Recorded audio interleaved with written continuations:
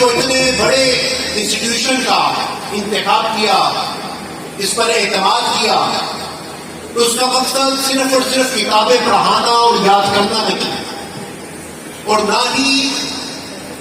ہم بڑا اسٹرانگلی اس بات پہ بلیو کرتے ہیں، اور نہ ہی اداروں کا مقصد صرف اور صرف کتابیں پڑھانا ہوتا ہے۔ کتابیں پڑھانا صرف 50% ادارے کا مقصد ہوتا ہے۔ اتنے بڑے اداروں میں یہ فیسیں افورڈ کرنا، روزانہ سو کے اٹھی آنا، آپ کے والدین کا اتنا بڑا انتخاب صرف اس وجہ سے ہے کہ ہمارے بچے اپنے خاندان میں منفرد نظر آ سکے، ہمارا یہ چانس اپنی سوسائٹی میں الگ نظر آ سکے۔ عام طور پہ اکثر کہا جاتا ہے کہ پنجاب کالج ظفرآباد میں آ کر ظفرآباد میں اکیڈمیز ختم کر دی، ٹیوشن کا ٹرینڈ ختم کر دیا۔ اس کی وجہ میں آپ کو بتاتا چلوں، اس کی بڑی وجہ پنجاب کالج کی یہ PGC ایپ ہے کہ جو لیکچر آج بچے کو کلاس میں ملا، وہی سیم لیکچر آپ سنگل کلک پہ گھر میں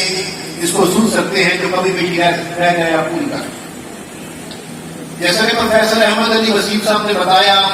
کہ تھاؤزنڈ آف کے اس گیدرنگ میں نیٹ ورک اور انٹرنیٹ کی پرابلم کی وجہ سے وہ اس طریقے سے آپ کو لائیو ڈیمانسٹریشن تو نہیں دے سکے،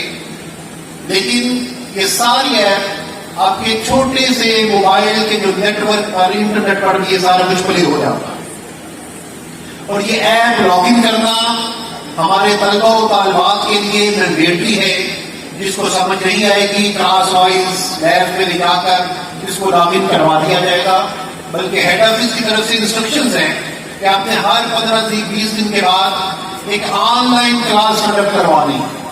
تاکہ اگر کہیں ناگہانی حالات میں کالج بند ہو جائے تو ہمارے بچے پہلے سے آن لائن کلاس لینے کے ساتھ فیملیئر بھی ہوں، ہمارے بچے پہلے سے ہی ٹرینڈ ہوں، اور ان کا بنا کوئی ٹائم ضائع کیے بغیر وہ آن لائن کلاس میں